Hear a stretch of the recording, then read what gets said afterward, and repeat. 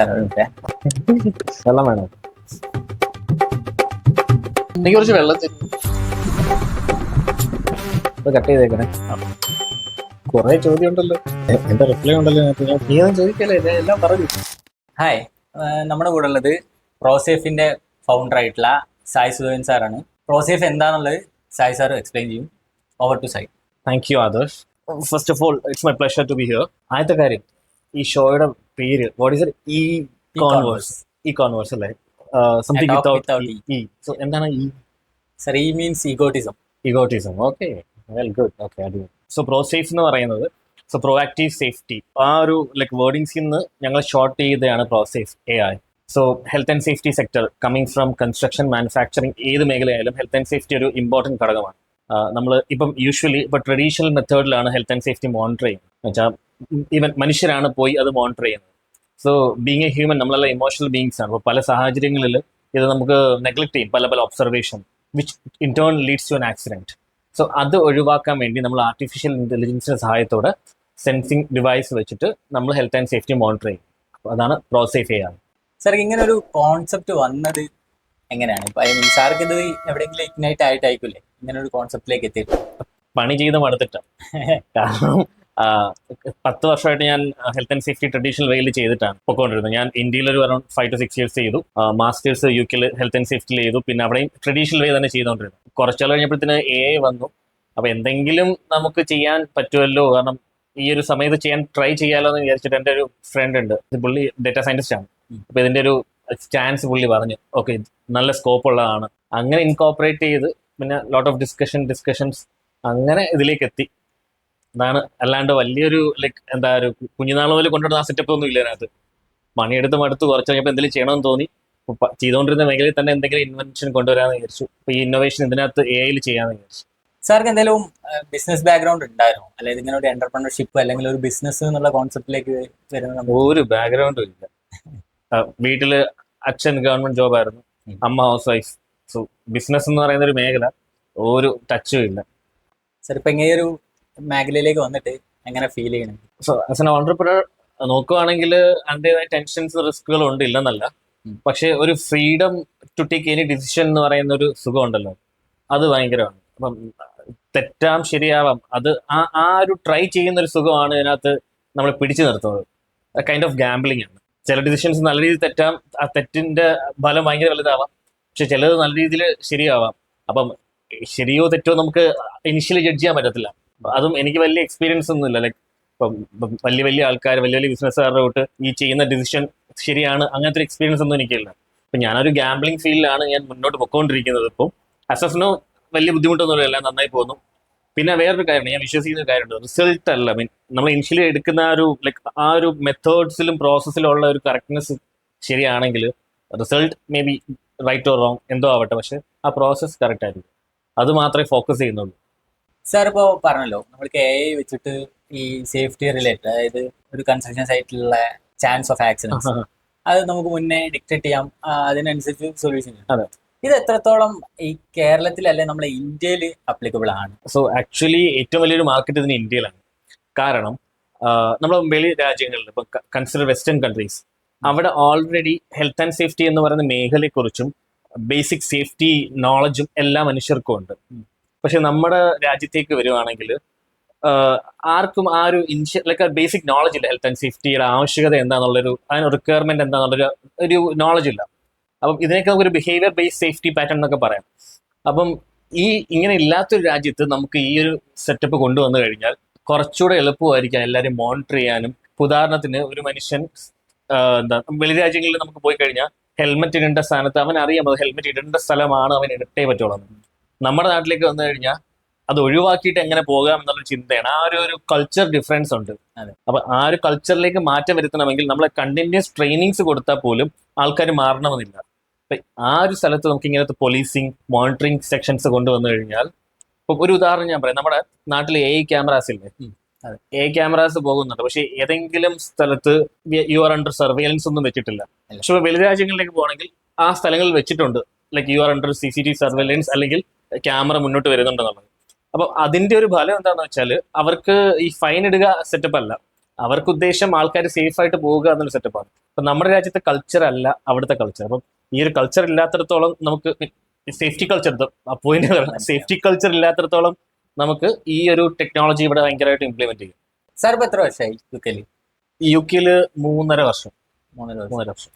Sir ഇപ്പൊ sir പറഞ്ഞ മാതിരി പ്രോസീഫ് എന്ന ഫീൽഡിലേക്ക് ഇറങ്ങി. സാർ ഈ ഇറങ്ങിയ സമയത്ത് സാർ കുറെ ചലഞ്ചസ് ഫേസ് ചെയ്തിട്ടുണ്ടാവും. കാരണം സാർ ഇപ്പൊ പറഞ്ഞ മാതിരി ഒരു ബാക്ക്ഗ്രൗണ്ട് ഇല്ല, ഒരു ബിസിനസ് ബാക്ക്ഗ്രൗണ്ട് ഇല്ല. അപ്പൊ ഈ ചലഞ്ചസ് ഒക്കെ സാർ എങ്ങനെ ടാക്കിൾ ചെയ്ത് ഇതുവരെ ടാക്കിൾ ചെയ്ത് എങ്ങനെയാണ്, ഇനി എങ്ങനെയാണ് സാർ ഫ്യൂച്ചറിലേക്ക് ഒരു പ്ലാൻ ചെയ്യണം? സോ എല്ലാ ബിസിനസ്സുകാരുടെയും കൂട്ട് ആദ്യത്തെ ചലഞ്ച് ഫണ്ടായിരുന്നു. പക്ഷെ ഇതൊരു ഇന്നോവേറ്റീവ് ബിസിനസ് ആയതുകൊണ്ട് ഇപ്പൊ ഞാൻ എന്റെ സേവിങ്സ് വെച്ചിട്ട് തന്നെയാണ് ഞാൻ ഇത്ര നാൾ മുന്നോട്ട് പോയിക്കൊണ്ടിരിക്കുന്നത്. ഇൻവെസ്റ്റേഴ്സിനെ ഞങ്ങൾ ഇതുവരെ അപ്രോച്ച് ചെയ്തിട്ടില്ല. But future V are looking forward. പക്ഷെ ആസ് ഓഫ് നൗ അപ്പം എന്റെ സേവിങ്സ് വെച്ചിട്ടും എന്റെ ഫാമിലി സോഴ്സസ് വെച്ചിട്ടാണ് കമ്പനി റൺ ചെയ്തുകൊണ്ടിരിക്കുന്നത്. ഇപ്പം എനിക്ക് തോന്നുന്ന അറൗണ്ട് ഒരു 6ഓളം എംപ്ലോയീസ് ഉണ്ട്. നമുക്ക് 6ഓളം എംപ്ലോയീസ് ഉണ്ട്. ഇപ്പം ഇന്ത്യയിൽ ഞങ്ങൾ എക്സ്പാൻഷൻ നടക്കുവാണ്, UAE എക്സ്പാൻഷൻ നടക്കുവാണ് ഇപ്പം ഈ വർഷം. അപ്പം ഇത്രയും സാഹചര്യത്തിൽ ചലഞ്ച് എന്ന് പറയുന്നത് ഒന്ന് ഇൻഫർമേഷൻ. നമുക്ക് ഓരോ രാജ്യത്ത് അല്ലെങ്കിൽ ഇപ്പോൾ UK തന്നെ ചെയ്യുമ്പം എങ്ങനെ ഇത് നമുക്ക് സാധ്യമാക്കാം. അപ്പം നമ്മൾ ഈ ഒരു ചോദ്യം വെച്ചിട്ട് നമ്മൾ പല സോഴ്സിലേക്ക് ചെല്ലുമ്പം പല പല ഉത്തരങ്ങളാണ് പലർക്കും ഉള്ളത്. കാരണം സർവീസ് സെക്ടർ പല രീതിയിൽ എക്സ്പ്ലോയിറ്റഡ് ആയതുകൊണ്ട് ഓരോരുത്തർ ഫോർ എക്സാമ്പിൾ ഒരു ടീമിലേക്ക് ചെന്നിട്ട് നമ്മൾ എങ്ങനെ ചെയ്യാന്ന് പറയുമ്പോൾ അവർക്കൊരു അഡ്വൈസ് ഉണ്ടാവും, വേറെയിലേക്ക് വേറെ അഡ്വൈസ് ഉണ്ടാവും. അപ്പൊ ആ ഒരു ഡിസിഷൻ മേക്കിങ്ങിലാണ് എപ്പോഴും ഒരു ചലഞ്ചസ് ആയിട്ട് എനിക്ക് തോന്നിയിട്ടുള്ളത്. അവിടുത്തെ ഇപ്പം ഇംഗ്ലണ്ടിലെ നമുക്കൊരു കമ്പനി തുടങ്ങാന്ന് പറഞ്ഞാൽ എളുപ്പമാണ്. ഒരു 1 hourൽ നമുക്ക് തീർക്കാം, നമുക്കൊരു കമ്പനി രജിസ്ട്രേഷൻ തീർക്കാം. നെക്സ്റ്റ് നമുക്ക് കമ്പനി സർട്ടിഫിക്കറ്റ്സ് എല്ലാം കിട്ടും. പിന്നെ ഇന്ത്യയിൽ എനിക്ക് ഇവിടെ ചെയ്യാൻ പറ്റിയത് അബ്സല്യൂട്ട് എന്ന് പറയുന്ന കൺസൾട്ടൻസി വഴിയാണ് ഞാൻ മൊത്തം ചെയ്തത്. മിസ്റ്റർ വരുൺ വെച്ചിട്ടാണ് ഞാൻ മൊത്തം ചെയ്തത്. അതും സ്മൂത്ത് ആയത്. അപ്പൊ എനിക്കൊന്നും അറിയേണ്ട വന്നില്ല. പിന്നെ UAE ഇപ്പം ഞങ്ങൾ ചെയ്തുകൊണ്ടിരിക്കുന്നേ ഉള്ളൂ. അപ്പം future may be in couple of months അവിടെ എക്സ്പാൻഡ് ചെയ്യും. സാർ ഇവിടെ അത് പ്രൊസീജിയേഴ്സ് കംപ്ലീറ്റ് ചെയ്യാൻ കുറെ സമയം എടുത്തു. ഇവിടെ ബീങ് ഫ്രാങ്ക് എനിക്ക് വലിയ ബുദ്ധിമുട്ടൊന്നും തോന്നിയില്ല. കാരണം വരുൺ എന്താണോ വേണ്ടുന്ന പുള്ളി എനിക്ക് മെയിൽ ചെയ്ത് അതിന്റെ വേണ്ടുന്ന സർട്ടിഫിക്കറ്റ്സ് ഞാൻ കൊടുക്കും. സോ ഓൾ ഗുഡ്, എളുപ്പമായിരുന്നു. ഇപ്പൊ ശരിക്കും സാറ് വരുൺ സാർ വഴിയാണ് ശരിക്കും നമ്മളുമായിട്ട്. അതെ. അപ്പൊ സാർക്ക് എങ്ങനെ ഫീൽ ചെയ്യണം, അതായത് ഈ കോഡിൻസിനോടുള്ള ഒരു collaboration? So actually first of all I am pretty happy to be here. ഞാൻ എന്ന് നിങ്ങളായിട്ട് കൊളാബറേറ്റ് ചെയ്തു അന്ന് പോലെ ഞാൻ ആഗ്രഹിക്കുന്നതാണ് നിങ്ങളുടെ ഓഫീസിൽ വരണം. And it's so fortunate that നിങ്ങൾ തുടങ്ങിയ പുതിയ ഓഫീസിൽ തന്നെ എനിക്ക് വരാൻ പറ്റി, which is very fortunate and which I am proud for. ഇതിനകത്ത് വേറൊരു കാര്യം എന്ന് വെച്ചാൽ ഞാൻ ഒരു ബിസിനസ് തുടങ്ങുമ്പോൾ ഞാനൊരു തുടക്കക്കാരനായിരുന്നു. എനിക്ക് ഞാൻ പഠിക്കുമോ ബിസിനസ് ഞാൻ ചെയ്ത് പഠിക്കുകയാണ്. സോ എനിക്ക് ഇനിഷ്യലി നോക്കിയപ്പോൾ ഒരു വെബ്സൈറ്റ് വേണം. വെബ്സൈറ്റ് വേണം. വെബ്സൈറ്റിന് കഴിയുമ്പോൾ എന്താ ചെയ്യേണ്ടത് എനിക്കറിയത്തില്ല. അപ്പം SEO, ഡിജിറ്റൽ മാർക്കറ്റിംഗ്, സോ ഇതെല്ലാം ഞാൻ പഠിച്ചുകൊണ്ടിരിക്കുകയാണ്. അപ്പം ഞാൻ മിസ്റ്റർ വരുണായിട്ട് സംസാരിച്ച് പുള്ളി ഇതുപോലെ പറഞ്ഞു, ഇതുപോലെ സ്വരത് എന്ന് പറയുന്ന ഒരു വ്യക്തിയുണ്ട്, പുള്ളിയുടെ കോൺടാക്ട് തരാമെന്ന് പറഞ്ഞു. അപ്പം ഞാൻ വേറെ എങ്ങും ഞാൻ അപ്രോച്ച് ചെയ്തിട്ടില്ല.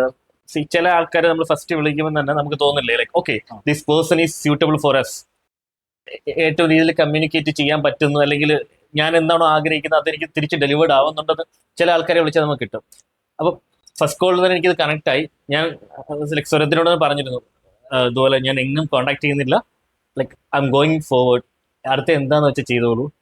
From then it was A magic. എനിക്ക് പ്രോസേഫിന്റെ കാര്യങ്ങൾ മുന്നോട്ട് പോയി. ഇപ്പം ആസ് ഓഫ് നിങ്ങൾക്കും അറിയാം SEO ഇപ്പം എന്റെ റിപ്പോർട്ട്സ് നോക്കുകയാണെങ്കിൽ ProSafe is at the top now.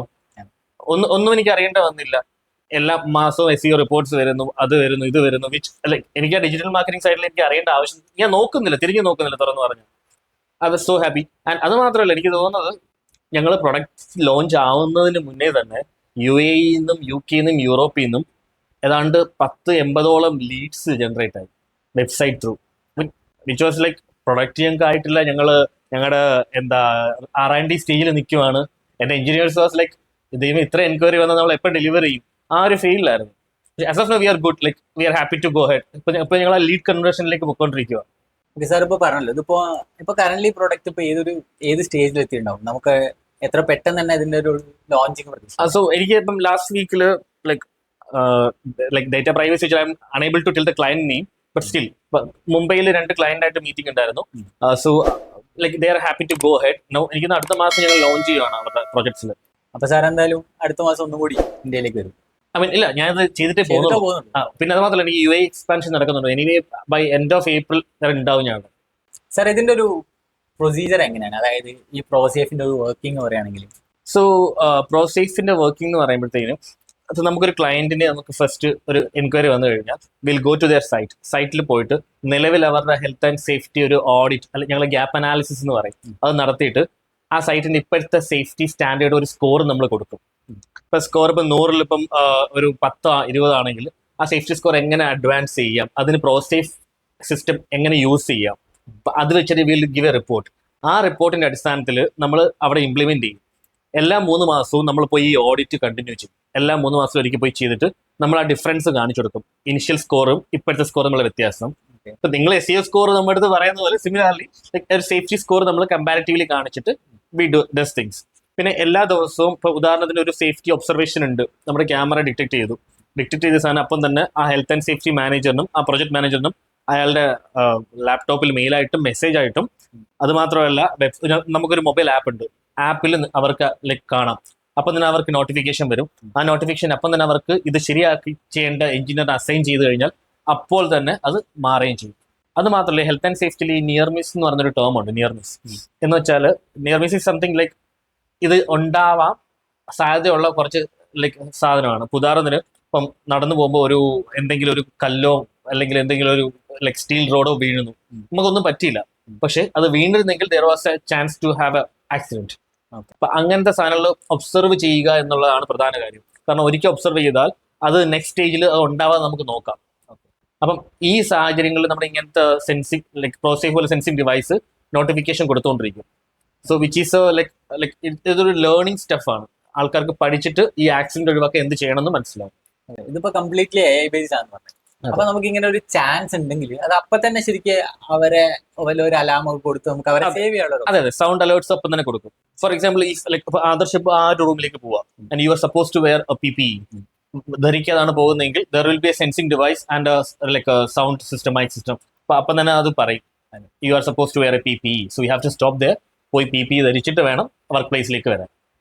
Sir ഇതേ സാധനം വേണം നമുക്ക് എൻട്രി ചെയ്യണമെങ്കിലും ഇതുപോലൊരു, അതായത് ഇപ്പോ ഇതുപോലൊരു കണ്ടീഷൻ, ഇപ്പൊ എൻട്രി ചെയ്യണമെങ്കിൽ PPE വേണം, അല്ലെങ്കിൽ എൻട്രി ചെയ്യാൻ പറ്റൂല, അങ്ങനത്തെ കുറെ ഓപ്ഷൻസ്, അങ്ങനെ കുറെ സംഭവം ഉണ്ട്. ഇപ്പം കൺസ്ട്രക്ഷൻ എന്ന് പറയുന്ന മേഖല ഡൈനാമിക്കാണ്, എപ്പോഴും മാറിക്കൊണ്ടിരിക്കും. പക്ഷേ ഈ മാനുഫാക്ചറിങ്, പ്രൊഡക്ഷൻ മേഖലകളൊക്കെ അതൊക്കെ സ്റ്റാറ്റിക് ആണ്. അവിടെ ഓൾറെഡി ഫിക്സ്ഡ് ആണ് അവരുടെ ഒരു വർക്കിംഗ് ലൈക് സ്പേസ്. അപ്പം രാവിലെ വരുന്നൊരു വ്യക്തി അകത്തേക്ക് കയറുന്ന ആ വഴി എപ്പോഴും സെയിം തന്നെ ആയിരിക്കും. അപ്പൊ അവിടെ നമുക്ക് വെച്ച് കഴിഞ്ഞാൽ അത് സ്റ്റാറ്റിക് ആയിട്ട് തന്നെ എപ്പോഴും ഓപ്പറേറ്റ് ചെയ്തുകൊണ്ടിരിക്കും. ഇപ്പൊ പ്രോസേഫ് അല്ലാതെ ഇനി സാർ വേറെ എന്തെങ്കിലും ബിസിനസ് ഐഡിയാസും ആയിട്ട് വരാൻ നോക്കുന്നുണ്ടോ, അല്ലെങ്കിൽ പുതിയൊരു ഇൻവെൻഷൻ എന്തെങ്കിലും കൊണ്ടുവരാൻ ട്രൈ ചെയ്യുന്നുണ്ടോ? ആക്ച്വലി അതെനിക്കൊരു ഈസി ഒരു ക്വസ്റ്റ്യൻ ആയിപ്പോട്ടെ. എനിക്ക് ഈസിയായിട്ട് എൻ്റെ ഒരു പുതിയൊരു ബിസിനസ് ലോഞ്ച് ചെയ്യാൻ പറ്റുന്ന ഒരു ക്വസ്റ്റ്യൻ. സോ ആക്ച്വലി തീർച്ചയായിട്ടും ഞാൻ കൊണ്ടുവരുന്നുണ്ട്. അഗ്നിവോക്സ് എന്നാണ് കമ്പനിയുടെ പേര്, അഗ്നിവോക്സ്. സോ അഗ്നിവോക്സ് ഞങ്ങളൊരു ഡ്രോൺ ടെക്നോളജി കൊണ്ടുവരുന്നതാണ്. ആ ഡ്രോൺ ടെക്നോളജിയിലൂടെ ഫയർ എക്സ്റ്റിങ്ക്യൂഷിംഗ് ആണ്. സോ നിലവിലുണ്ട്, പലയിടത്തും ഉണ്ട്.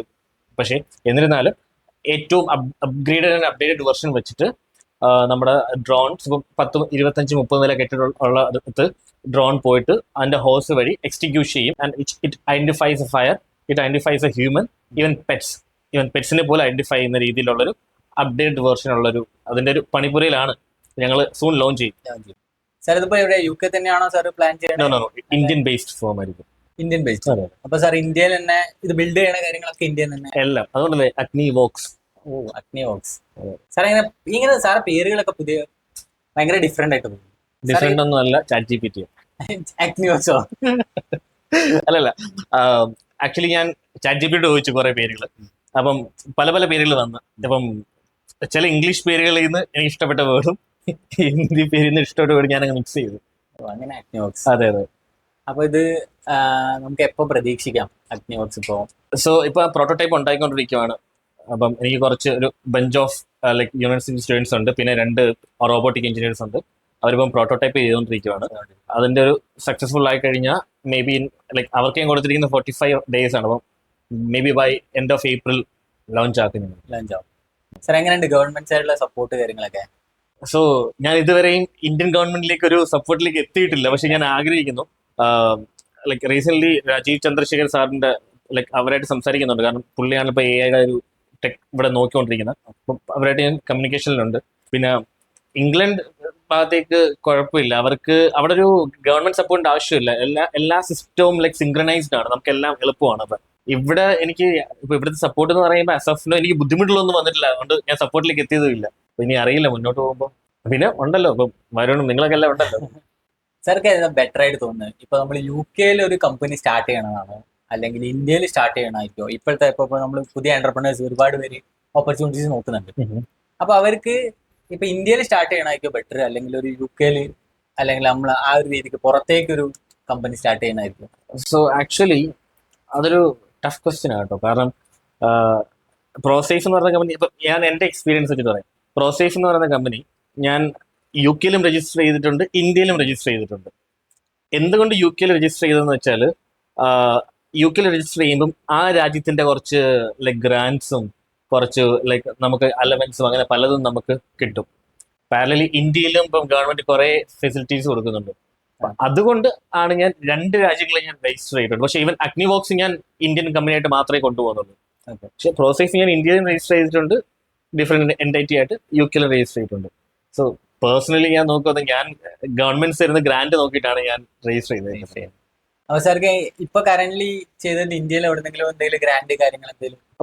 സ്റ്റാർട്ടപ്പ് മിഷന്റെ പ്രോസസ്സ് നടത്തിക്കൊണ്ടിരിക്കുന്നേ ഉള്ളൂ. യു കെയിലായിരുന്നു അപ്പോ അവിടുന്ന് ഏതെങ്കിലും?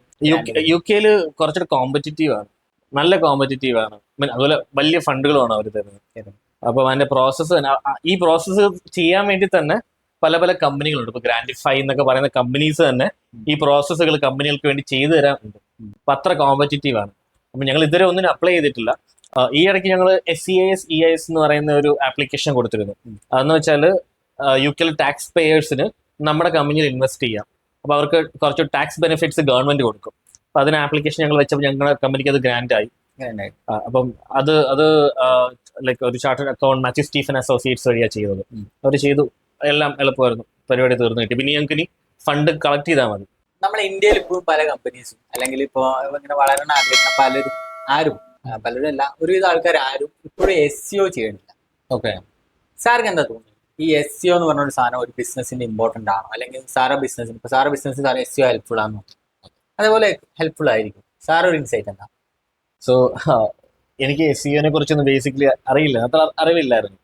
സോ നമ്മുടെ ഇനിഷ്യൽ മീറ്റിംഗ്സിൽ നിങ്ങൾ തന്നിരുന്ന ഒരു ഗൈഡൻസ് ഉണ്ടല്ലോ, അല്ലെങ്കിൽ അഡ്വൈസ് ഉണ്ടല്ലോ, ലൈക്ക് നമുക്ക് ഫസ്റ്റ് വെബ്സൈറ്റ് ചെയ്യണം, പിന്നെ ഇത് ചെയ്യണം. അപ്പോൾ ഐ വാസ് ലൈക്ക് എന്താണ് ഈ SEO? എനിക്ക് അറിയത്തില്ലായിരുന്നു. പക്ഷേ SEO ചെയ്ത് തുടങ്ങിയതിന് ശേഷം വന്നുകൊണ്ടിരുന്ന ലീഡിന്റെ കൗണ്ട്, പിന്നെ ഇപ്പോൾ ഉദാഹരണത്തിന് എൻ്റെ company ProSafe you search like AI അല്ലെങ്കിൽ AI using health and safety search ചെയ്താൽ ഇപ്പം എൻ്റെ കമ്പനി ഇനിഷ്യൽ ലിസ്റ്റിലുണ്ട്. അപ്പം അതൊരു ഭയങ്കര ഒരു ക്യാച്ചിയാണ്.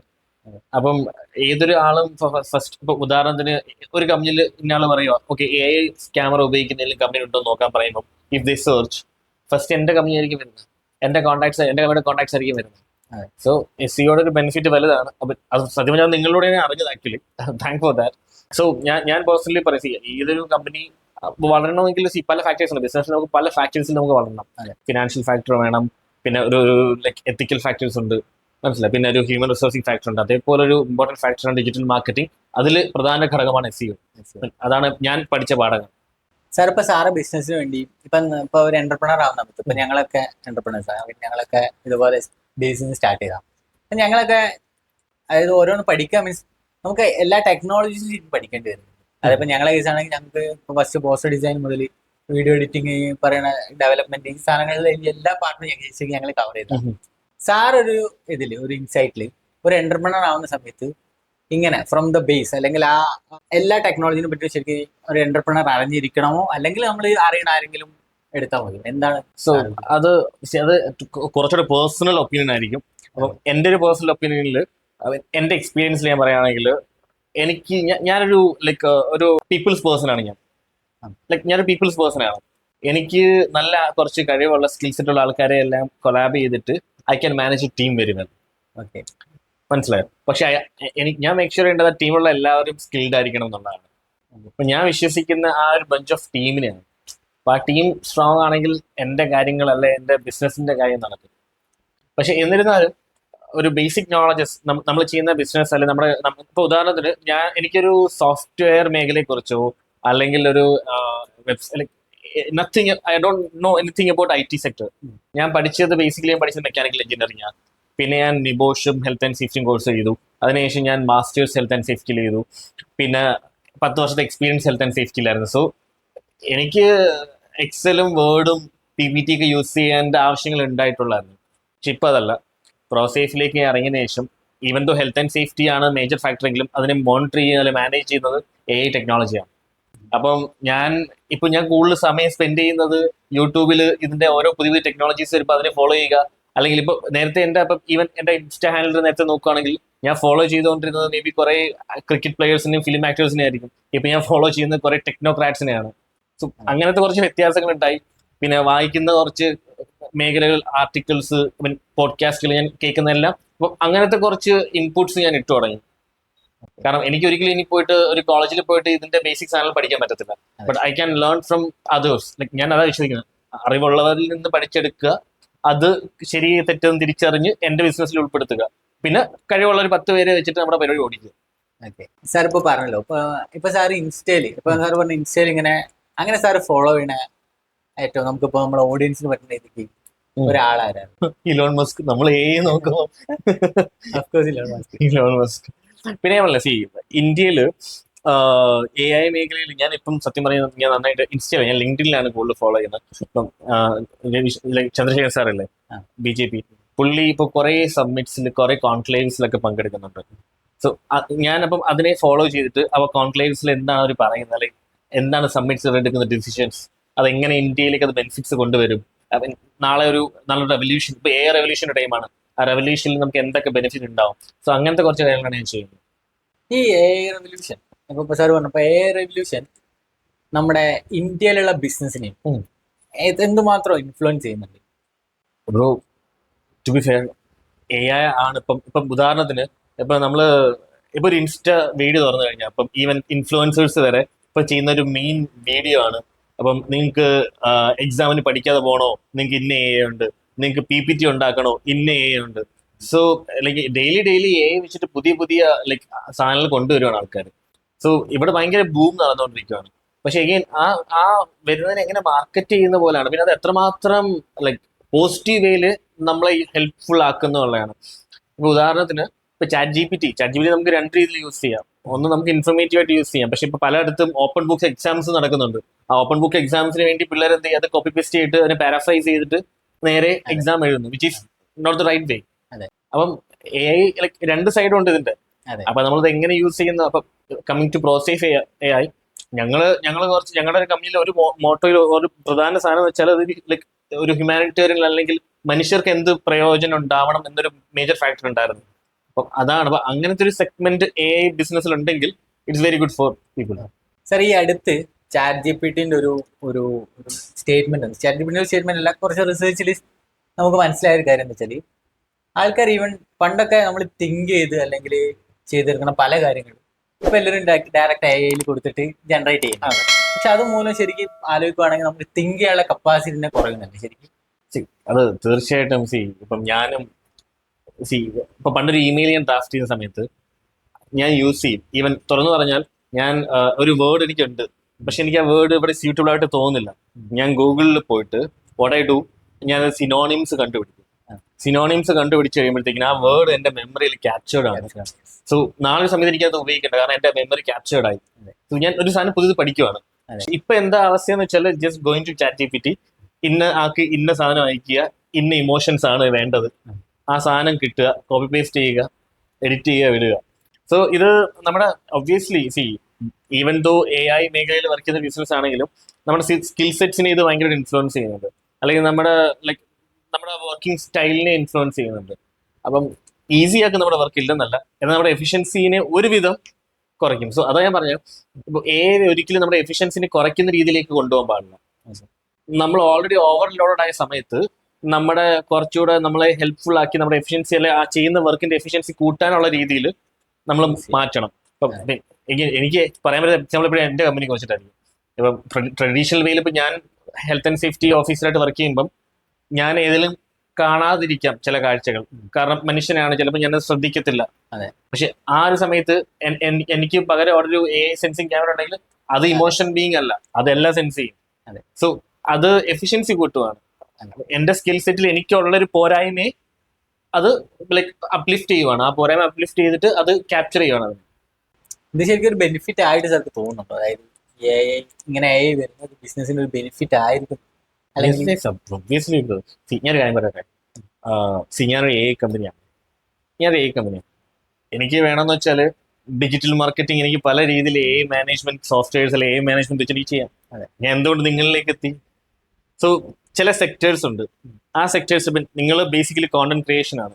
നിങ്ങൾ ബേസിക്കലി ലൈക്ക് ഒരു ഹ്യൂമൻ ബീയിങ്ങിലേക്ക് ഡിജിറ്റൽ മാർക്കറ്റ് ആ ഒരു ഹ്യൂമൻ ബീയിങ് എൻ്റെ ഒരു പ്രൊഡക്റ്റിലേക്ക് അട്രാക്ട് ആവണമെങ്കിൽ there should be some emotions, there should be some connections. ആ ഒരു ക്രിയേറ്റിവിറ്റി ഒരിക്കലും ഒരു എക്ക് തരാൻ പറ്റത്തില്ല. Just taking you as an example, അക്കോർഡിംഗ്സിന് ഒരു എക്സാമ്പിൾ ആയിട്ട് എടുക്കുന്നേ ഉള്ളൂ, വിച്ച് ഐ ക്യാൻ റിലേറ്റ്. ഇപ്പൊ എനിക്ക് ഈസി ആയിട്ട് പ്രോസസ്, ഞാൻ കമ്പനിയാണ്, എനിക്ക് സോഫ്റ്റ്വെയർ വെച്ച് പലതും ചെയ്യാം. But why I am here is because എനിക്ക് വേണ്ട ആ ഒരു ഇമോഷണൽ കണക്ട് ആണ്. ലൈക്ക് ആൾക്കാർ കാണുമ്പോൾ ആ ഒരു ഇമോഷണൽ കണക്ട് കിട്ടണം എന്റെ അഡ്വർടൈസ്മെന്റിന് അല്ലെ എന്റെ പോസ്റ്റേഴ്സിന്. മനസ്സിലായി? ഹോപ്പ് അതിന്റെ ആൻസർ ക്ലിയർ ആക്കിയിരുന്നു. ഇപ്പൊ സാറിന്റെ ഫാമിലി ഈ ഒരു ബിസിനസ്സിന് എത്രത്തോളം സപ്പോർട്ട് ചെയ്യുന്നു? ഇപ്പൊ നമ്മൾ നോക്കുകയാണെങ്കിൽ കഴിഞ്ഞ ദിവസം ക്രിക്കറ്റ് താരം രാഹുൽ പറയുന്നുണ്ടായിരുന്നു, അവന്റെ മമ്മി ഇപ്പൊ ലാസ്റ്റ് ആ മമ്മീന്റെ അടുത്ത് പോയ സമയത്തോട് മമ്മി പറയണത് MBA എഴുതി എടുക്കണം. അപ്പൊ നമ്മുടെ ഒക്കെ ഒരു ഫാമിലി നോക്കുകയാണെങ്കിൽ അവരും ഒരു ഫിക്സഡ് സാലറിയിൽ ഒരു നല്ലൊരു ജോബ്, ഈ ജോബ് വിട്ടിട്ട് ബിസിനസ്സിലേക്ക് പോകുന്നതിനെ പലപ്പോഴും സപ്പോർട്ട് ചെയ്യാറില്ല. ഈ ഒരു കേസിൽ സാറെ ഫാമിലി എങ്ങനെയായിരുന്നു? സാർക്ക് ഇത് സാറെ അവര് ഒരു ബാക്കപ്പ് ആയിട്ട് അവര് സപ്പോർട്ട് ചെയ്തായിരുന്നു അല്ലെങ്കിൽ എങ്ങനെയായിരുന്നു? ഈ ഒരു ചോദ്യത്തിന് ഞാൻ രണ്ട് ഉത്തരം തരാം. ആദ്യത്തെ ഉത്തരം like since we took the like രാഹുലിന്റെ ഒരു എക്സാമ്പിൾ എടുത്തോണ്ട് എല്ലാ പേരൻസും മക്കളുടെ കാര്യത്തിൽ കുറച്ച് ലൈക്ക് കൺസേൺ ആവുമല്ലോ. അപ്പം രാഹുലിന്റെ അമ്മ രാഹുലിന്റെ അമ്മ തീർച്ചയായിട്ടും വെറിഡ് ആവുന്നത് നാളെ ഒരു സമയത്ത് ക്രിക്കറ്റിംഗ് കരിയർ ഇല്ലാണ്ടായി കഴിഞ്ഞാൽ മകൻ എന്ത് ചെയ്യും? മനസ്സിലായി? ദൈവം അനുഗ്രഹിച്ച് ഞാൻ മാസ്റ്റേഴ്സും ചെയ്തു, അതുകൊണ്ട് ബിസിനസ് ഒന്ന് പാളി പോയാലും തിരിച്ച് ചെയ്ത ജോലിയിലേക്ക് പോകാമെന്നുള്ള വിശ്വാസമുണ്ട്. പിന്നെ അത് മാത്രമല്ല, വീട്ടില് വലിയ ബുദ്ധിമുട്ടൊന്നുമില്ല. ലൈക്ക് ഇപ്പൊ ഐ 32 ആണ് ഇപ്പൊ ഞാൻ. സോ ഈ ഒരു ഏജിൽ അച്ചീവ് ചെയ്യാൻ പറ്റുന്നത് ഞാൻ മാക്സിമം അച്ചീവ് ചെയ്യുന്നത് ഞാൻ വിശ്വസിക്കുന്നത് എന്റെ വീട്ടുകാർ ഹാപ്പിയാണ്. സോ ഇനി എന്ത് ട്രൈ ചെയ്താലും ഇറ്റ്സ് ഗുഡ് ടു ഗോ. അപ്പം എന്നിരുന്നാലും ഇടയ്ക്കൊക്കെ ഒരു ഫിനാൻഷ്യൽ ക്രൈസിസ്, കാരണം സാലറി ഒക്കെ പേ ചെയ്യണ്ടേ. അപ്പം വരുമ്പോഴത്തേക്കിന് ഞാൻ ഫസ്റ്റ് വിളിക്കുന്ന അമ്മയും അച്ഛനെയാണ്, എന്തെങ്കിലും ഒന്ന് അയച്ചു തരാമോ. ചില കൺസ്ട്രെയിൻസ് വരുമ്പോൾ അവര് ഒബ്വിയസ്ലി അവര് ഹെൽപ്പ് ചെയ്യും. അപ്പം അതുകൊണ്ട് സപ്പോർട്ട് കുറവൊന്നുമില്ല. എന്നാൽ ഇടയ്ക്ക് ചോദിക്കും, നീ ഓക്കെ അല്ലേ, എല്ലാം നന്നായി പോയില്ലേ, പ്രതീക്ഷയ്ക്ക് വ്യത്യാസമൊന്നും ഇല്ലല്ലോ, തുടങ്ങിയ അതേ ഒരു പോസിറ്റിവിറ്റി ഇപ്പോഴും ഉണ്ടല്ലോ എന്നൊരു പിന്നെ ഫിയാൻസി വലിയ താല്പര്യമൊന്നുമില്ല, കാരണം she has seen me earning good. Like ഞാൻ നല്ല ലൈക്ക് അയാൾ നോക്കുമ്പോഴത്തേക്കിന് ലൈക്ക് ഒരു നോർമൽ 9 to 5 ജോലി പോയി കഴിഞ്ഞാൽ 5 o'clock ശേഷം ടോട്ടലി അവൈലബിൾ. പക്ഷെ ഈ ഒരു സെഗ്മെന്റിൽ നമ്മൾ ടൈംലെസ് ആണ്, നമുക്ക് അറിയത്തില്ല നമ്മുടെ ഈ സമയം നമ്മൾ എപ്പോഴും അവൈലബിൾ ആവേണ്ടതെന്നുള്ളത്. പ്രത്യേകിച്ച് ഉദാഹരണം നമ്മൾ തമ്മിൽ കോൺടാക്ട് ചെയ്യണമെങ്കിൽ നമുക്കൊരു 5.5 hours ടൈം വ്യത്യാസമുണ്ട്. So like I have to be ready with that. അപ്പം എനിക്കിപ്പം ലീവ് എടുക്കണമെന്ന് വെച്ചാൽ, അപ്പം ജോലി സമയത്ത് എനിക്ക് ലൈക്ക് 30 days ലീവ് ഉണ്ടാവും, ആ ലീവിൽ എനിക്ക് എടുത്തിട്ട് പോകാം. ഇതങ്ങനെയല്ല. അപ്പൊ എനിക്ക് ഞാൻ അവൈലബിൾ ആവേണ്ട സമയത്ത് അവൈലബിൾ ആവണം. ഈവൻ ഞങ്ങളുടെ മാരേജ് വരെ ഫിക്സ് ആവുന്നത് എന്റെ ആ ഒരു അവൈലബിലിറ്റി നോക്കിയിട്ടൊക്കെയാണ്. അപ്പൊ അങ്ങനത്തെ കുറച്ച് കൺസ്ട്രെയിൻസ് നോക്കുമ്പോൾ ഷി വാസ് ടെല്ലിങ് ലൈക്ക് ജോലി ചെയ്യുന്ന എല്ലാവർക്കും സേഫർ സൈഡ്. ഒരിക്കലും ഇതിന്റെ സുഖം പറ്റിപ്പോയി കഴിഞ്ഞാൽ പിന്നെ സുഖം ഇതാണ്. കഷ്ടപ്പാടുണ്ട്, ഇല്ലെന്നല്ല, ചലഞ്ചസ് ഉണ്ട്. പക്ഷെ ഇതിന്റെ സുഖം പറ്റിപ്പോയി കഴിഞ്ഞാൽ പിന്നെ നമുക്ക്. സാർ ഇപ്പൊ പറഞ്ഞു സാറ് 3 years ആയിട്ട് UK-ലാണ്. അപ്പൊ സാറ് UK-ന്ന് ഇവിടെ വന്ന സമയത്ത് ഇപ്പൊ നോക്കുകയാണെങ്കിൽ കുറച്ച് കാലമായിട്ട് ഒരു 2025 ശേഷം കേൾക്കുന്നത് മൊത്തം ഒരു നെഗറ്റീവ് ന്യൂസ് ആണ്. ഒരു സൈഡിൽ നമ്മുടെ ടെക്നിക്കൽ സൈഡ് ഗ്രോ ആവുന്ന സമയത്തും ഒരു സൈഡിൽ നമ്മളെ ഈ ഒരു വയലൻസും ഗ്രോ ആവണ മാതിരി ഫീൽ ചെയ്യുന്നുണ്ട്. ഇതിനെപ്പറ്റി സാറൊരു ഇൻസൈറ്റ് എന്താ? ഓക്കെ, സോ നമ്മൾ ഈ പറഞ്ഞു വരുന്ന ലാസ്റ്റ് 10 days ഉണ്ടായ കുറച്ച് ന്യൂസിന്റെ അടിസ്ഥാനത്തിൽ ഞാനും അത് കണ്ടിരുന്നു. ഫസ്റ്റ് ഓഫ് ഓൾ ഞാൻ ഈ ന്യൂസിലേക്ക് പോകുമ്പോഴല്ലോ നെഗറ്റീവ് ഷെയ്ഡ്സ് ഉള്ളപ്പോൾ ഞാൻ ഒന്ന് ബാക്ക് വലിയും, കാരണം അതിന്റെ ഫുൾ ബാലൻസിനെ തെറ്റിക്കും. എന്നിരുന്നാലും ലൈക്ക് എന്റെ തോട്ട്സിൽ ലഹരി പദാർത്ഥത്തിന്റെ വലിയൊരു ഫാക്ടർ ഇതിനകത്ത് ലൈക്ക് കേസിന്റെ ലൈക്ക് നോളജ് ഒന്നും എനിക്ക് അറിയത്തില്ല, എന്താണ് പറയുന്നത് അല്ലെങ്കിൽ എന്താണ് FIR ഒന്നും എനിക്ക് അറിയത്തില്ല. എന്നാലും കേട്ടറിവ് ലൈക്ക് ഞാൻ സോഷ്യൽ മീഡിയയിലൂടെയും അല്ലെങ്കിൽ കണ്ടത് ശരിയോ തെറ്റോ ഒന്നും എനിക്ക് അറിയത്തില്ല. എന്നിട്ട് എനിക്ക് മനസ്സിലായ ലഹരി പദാർത്ഥത്തിന്റെ യൂസ് നല്ല രീതിയിൽ ഉണ്ടെന്നാണ്. സോ അതിലേക്ക് വരുവാണെങ്കിൽ ഈ വെസ്റ്റേൺ കൺട്രീസിലും ലഹരി ഉപയോഗിക്കും. മിക്ക രാജ്യങ്ങളിൽ അത് ലീഗലാണ്. ഇപ്പം ആംസ്റ്റർഡാമിലേക്ക് പോയി കഴിഞ്ഞാൽ കനാബിസ് ലൈക്ക് കഞ്ചാവൊക്കെ ലീഗലാണ്. പക്ഷെ അതൊക്കെ ആൾക്കാർ ഉപയോഗിക്കുന്നത് സന്തോഷിക്കാൻ ഉള്ളൊരു മാർഗം പോലെ. അപ്പൊ ഉദാഹരണം നമ്മുടെ മദ്യം ഇവിടെ സോഷ്യലൈസിങ് ഡ്രിങ്ക് എന്ന് പറയുന്ന പോലെ അവരൊരു ആ ഒരു കൾച്ചർ ഡെവലപ്പ് ചെയ്ത് സന്തോഷിക്കാൻ ഉപയോഗിക്കുന്ന സാധനമാണ്. പക്ഷെ നമ്മുടെ ഈ സ്ഥലങ്ങളിലേക്ക് വരുമ്പോഴത്തേക്കിനും എന്താ വിഷമം മാറാൻ, ഡിപ്രസ്ഡ് ആയിരിക്കും, ലൈക്ക് ആ സമയത്താണ് ഇങ്ങനത്തെ ഈ ഡ്രഗ്സ് നമ്മൾ യൂസ് ചെയ്യുന്നത്. നമ്മൾ നമ്മളുണ്ടല്ല കേട്ടോ യൂസ് ചെയ്യുന്നവര് യൂസ് ചെയ്യുന്നത്. അപ്പൊ ഇത് എന്റെ ഒരു തോട്ട്സ് ആണ്. അപ്പൊ ഈ യൂസ് ചെയ്യുന്ന സമയത്ത് ഓൾറെഡി നമ്മുടെ മൈൻഡ് ഭയങ്കര ഡൗൺ ആണ്, നമ്മുടെ കോർട്ടിസോൾ ഒക്കെ എല്ലാം, നമ്മുടെ ഹോർമോൺസ് എല്ലാം ഔട്ട് ഓഫ് ഇതിലിരിക്കുന്ന സമയത്താണ് ഇതോട് കയറി ചെല്ലുന്നത്. സോ ആ സമയത്ത് നമ്മളല്ല കൺട്രോൾ ചെയ്യും. അപ്പം അങ്ങനത്തെ ഒരു സാഹചര്യത്തിൽ ഉണ്ടാകുന്നതാണ്. അപ്പൊ ഏറ്റവും പ്രശ്നം എന്ന് വെച്ചാൽ ഓൾറെഡി നമ്മുടെ രാജ്യത്ത് ഭയങ്കര ചലഞ്ചസ് ഉണ്ട്, നമ്മുടെ സ്ഥലത്ത് ഭയങ്കര ചലഞ്ചസ് ഉണ്ട്. ഈ ചലഞ്ചസ് ഫേസ് ചെയ്യാൻ ആൾക്കാർക്ക് ബുദ്ധിമുട്ടായി തുടങ്ങി. ആ ബുദ്ധിമുട്ട് ഒഴിവാക്കാനുള്ള ഒരു ലൈക്ക് ഒരു ഒളിച്ചോട്ടമാണ് ഇപ്പൊ ഇവർ ഈ ഡ്രഗ്സ് യൂസ് ചെയ്യുന്നത്. പിന്നെ എഗെയിൻ ലൈക്ക് എനിക്കറിയത്തില്ല ഈ സ്റ്റേറ്റ്മെന്റ് എങ്ങനെ പോകുന്നു, പക്ഷെ എന്നിരുന്നാലും നമ്മുടെ ഒരു ലൈക്ക് ഫിലിംസ് ഇല്ലേ, ഇപ്പൊ ഇറങ്ങുന്ന കുറെ ഫിലിംസ് അത് ഭയങ്കരമായിട്ട് ബൂസ്റ്റ് ചെയ്യുന്നുണ്ട്, വയലൻസിനെ ആയാലും ഡ്രഗ് യൂസിനെ ആയാലും എല്ലാം. ഞാൻ കുഞ്ഞുനാളിൽ കണ്ട മേ ബി മോഹൻലാലിന്റെ അല്ലെങ്കിൽ മമ്മൂട്ടിയുടെ സിനിമയിലൊന്നും ഞാൻ കണ്ടിട്ടില്ല ഇങ്ങനെ മയക്കുമരുന്ന് ഇങ്ങനെ ഉപയോഗിക്കുന്നതോ അല്ലെങ്കിൽ ഇങ്ങനെ വെട്ടിക്കൊല്ല ഉണ്ട്. എല്ലാത്തിന്റെ ഒരു ലിമിറ്റേഷൻസിൽ. പക്ഷെ ഇപ്പൊ ഭയങ്കര റഫായിട്ടാണ് ഇപ്പൊ കാണിക്കുന്നത്. ഇതൊക്കെ ഇപ്പോഴത്തെ ഒരു തലമുറ ഇൻഫ്ലുവൻസ് എന്തായാലും ചെയ്യും. അപ്പൊ ഞാൻ പൊതുവെ ഈവൻ ദോ ലൈക്ക് 30s ആണെങ്കിൽ ഞാൻ ഒഴിവാക്കും ഇങ്ങനത്തെ സാഹചര്യത്തിൽ കാണാൻ പോലും. കാരണം അങ്ങനത്തെ ഒരു തോട്ട്സോ ഇൻഫ്ലുവൻസോ പോലും നമ്മളിലേക്ക് എത്തരുത് എന്ന് വിചാരിച്ചിട്ട്. ഇതിനെ ഇപ്പോഴുള്ള ജനറേഷൻ പറയുന്നതാണ് തന്തയും. അങ്ങനെ ചിന്തിക്കുന്നത്.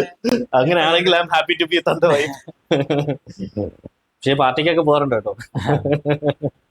ഇത് പറഞ്ഞല്ലോ, വെളിയിലെ രാജ്യങ്ങളിൽ ഇത് ലീഗലാണ്. കാരണം അവിടെയുള്ള ആൾക്കാർക്ക് അറിയാം ഇത് എന്തിനു ഉപയോഗിക്കണം, അല്ല ഉപയോഗിക്കുന്നതിന്റെ അളവ് എന്താണ്, എന്തിനാണ് ഏത് സാഹചര്യത്തിലാണ് ഇത് ഉപയോഗിക്കേണ്ടത്, ഇത് ഉപയോഗിച്ചാൽ എങ്ങനെ പെരുമാറണം, ഈ ഒരു ഇതൊക്കെ ഉണ്ട് അവർക്ക്. ഇതില്ലാത്തത് കൊണ്ടാണ് നമ്മുടെ രാജ്യത്തിൽ ആയത് കാര്യം പലതും ഒളിച്ചും ഭാഗത്തും ഉപയോഗിക്കും. ഇത് ഉപയോഗിച്ചുള്ള പ്രശ്നങ്ങൾ എന്താണെന്ന് പോലും അറിയത്തില്ല. So at end of the day അവരല്ല റിയാക്ട് ചെയ്യുന്നത്, അവരിലുള്ള ആ ഒരു ഡ്രഗ്സ് ആണ് റിയാക്ട് ചെയ്യുന്നത്, which ultimately leads to this kind of violence. Sir ഇനി അധിക പോഡ്കാസ്റ്റ് എല്ലാ ഇന്റർവ്യൂലും ഉണ്ടാവുന്ന ഒരു ക്ലീശ ക്വസ്റ്റ്യൻ. സർ ഇനി അങ്ങോട്ട് എന്റർപ്രണർഷിപ്പിലേക്ക് വരുന്ന ആൾക്കാർക്ക് സാർക്ക് എന്തായിരിക്കും സാറതായിട്ടൊരു അഡ്വൈസ് കൊടുക്കുകയാണെങ്കിൽ എന്തായിരിക്കും? എല്ലാ ക്ലീശേ ഉത്തരം പോലെ ഒരു ഉത്തരവുണ്ട് എൻ്റെ കയ്യില്. എന്നിരുന്നാലും ഞാൻ പറയട്ടെ, നമ്മള് ഒരു ഓണ്ടർപ്രണറിലേക്ക് പോകുമ്പോഴത്തേക്കും we should have A business idea. ആ ഐഡിയ ശരിയാണോ തെറ്റാണോ എന്നുള്ളത് ഇനിഷ്യൽ തോട്ട്സ് ഉണ്ടല്ലോ, അതൊന്ന് കൺഫർമേഷൻ നമ്മൾ സ്വയം വിലയിരുത്തണം. മേ ബി നമ്മളെ വിലയിരുത്തൽ തെറ്റാവും, ഇല്ലെന്ന് പറയുന്നില്ല. എന്നിരുന്നാലും നമ്മളൊരു ഇനിഷ്യൽ തോട്ട്സിൽ അത് കൺഫേം ആവണം, ലൈക്ക് നമ്മൾ ചെയ്യുന്നത് ശരിയാവണം. അതൊരിക്കൽ ശരിയെന്ന് തോന്നിക്കഴിഞ്ഞാൽ പിന്നെ മുന്നോട്ട് പോവുക. എത്ര ട്രൈ ചെയ്യാവോ അത്ര ട്രൈ ചെയ്യുക. പിന്നെ സോഷ്യലൈസ് ചെയ്യുക. It's good to have a socialising network. കാരണം നമ്മൾ സോഷ്യലൈസ് ചെയ്യുന്ന എല്ലാവരും നമ്മളെ ഹെൽപ്പ് ചെയ്യണമെന്നില്ല, അതിലെല്ലാവരും നമ്മൾ ദ്രോഹിക്കണമെന്നില്ല. So it's our choice to pick whom we want. So socialise ചെയ്യാൻ ശ്രമിക്കുക, നെറ്റ്വർക്ക് ഉണ്ടാക്കാൻ ശ്രമിക്കുക. പിന്നെ നല്ല രീതിയിൽ എവിടെയാണോ നമുക്ക് നമ്മളെ തന്നെ ബേസിക്കലി ഞാൻ വിശ്വസിക്കുന്നില്ല, work hard and self advertise. നന്നായി പണിയെടുക്കുക. എന്നെ കുറിച്ച് ഞാൻ തന്നെ പറഞ്ഞില്ലെങ്കിൽ വേറെ ആരും എന്നെ കുറിച്ച് പറയത്തില്ല. അപ്പം കാരണം എന്നെ കുറിച്ച് എനിക്ക് അറിയൂ. അപ്പൊ അതുകൊണ്ട് വർക്ക് ഹാർഡ്, സെൽഫ് അഡ്വർടൈസ്. പിന്നെ ഉറപ്പുവരുത്തുക നിങ്ങൾ ചെയ്യുന്നത് ശരിയാണോ എന്നുള്ളത്. അത് ശരിയെന്ന് തോന്നി നിങ്ങൾക്ക് ഉറപ്പായി കഴിഞ്ഞാൽ അത് ചെയ്യുക. പിന്നെ അത് എത്ര പരാജയമായാലും കുഴപ്പമില്ല, മടുക്കുന്നവരെ ചെയ്യുക. ഒരു സമയത്ത് മടുക്കുമ്പോഴത്തേക്ക് മനസ്സിലാവും ഓക്കെ നമ്മുടെ തെറ്റായിരുന്നു എന്നുള്ളത്. പിന്നെ റീസ്റ്റാർട്ട്. അതാണ്. എന്തായാലും thank you sir. Thank you so much. My pleasure. ഞാൻ പറഞ്ഞല്ലേ, സത്യം പറഞ്ഞാൽ ഐ എം സോ ഹാപ്പി. ഈ വെക്കേഷൻ സമയത്ത്, വെക്കേഷൻ ഞാൻ പറയാൻ പാടില്ല, okay, came here for work actually. ആ സമയത്ത് എനിക്ക് ഇവിടെ വരെ വരാൻ പറ്റിയതിൽ ഐ എം വെരി ഗ്ലാഡ്. ടീമിനെ കാണാൻ പറ്റിയതിൽ എനിക്ക് ആ പടം മിസ് ചെയ്ത ഹസ്ബിനെ, ഐ മീൻ ഐ തിങ്ക് കുറെ ഫോണിൽ ഞാൻ സംസാരിച്ചിട്ടുണ്ടെങ്കിലും എനിക്ക് മിസ് ചെയ്ത അയാളെ ഐ തിങ്ക് നാളെ മീറ്റ് ചെയ്യാൻ പറ്റുമെന്ന് വിശ്വസിക്കുന്നു. ബാക്കിയെല്ലാം ഹാപ്പിയാണ്. Thank you so much. എന്തായാലും സാറെ കണ്ടതിലും പരിചയപ്പെട്ടതിലും ഇതുവരെ സംസാരിച്ചാലും ഞങ്ങൾക്ക് സന്തോഷം. Sure. Thank you. Thank you.